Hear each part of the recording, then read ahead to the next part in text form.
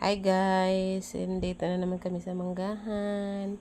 Mag-spray as usual. Yun naman ang trabaho namin. Ito na yung mangga guys, 27 days from Daffy. Yan ang itsura niya. Marami na siyang mga maliliit, parang mata ng isda. Ito, halos sila lahat. Maganda talaga pag may pollinator. Pollinator lang talaga mag-develop niyan hanggang dun sa taas.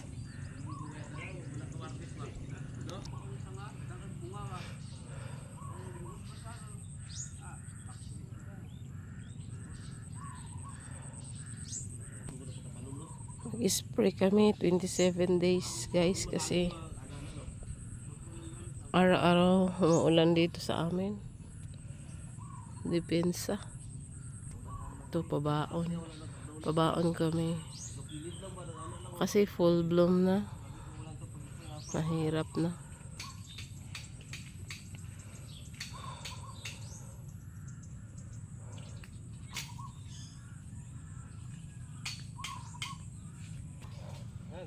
Ito.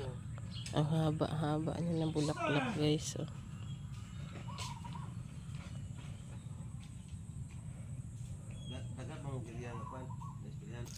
Silipin natin dito sa loob guys. Ito full bloom na. O diba? Maraming nahulog dahil sa malakas na hangin. Ito.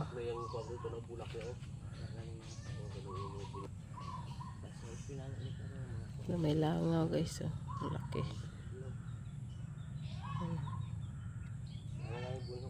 Ayan.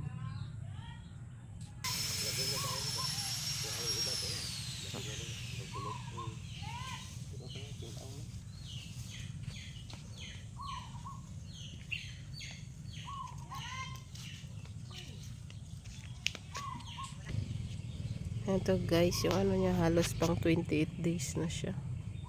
Paspas yung ano niya. Mabilis yung pag-develop. Ayan sa taas. Sa kabila.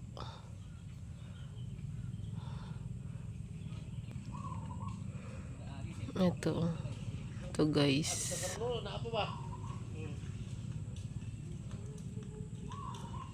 Marami siya dito. Kasi silangan.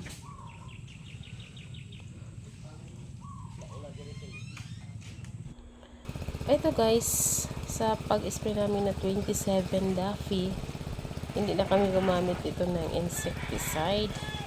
Kasi nakita kasi namin na wala naman masyadong insekto. Kung mayroon man, ilan lang. Kasi full bloom ito.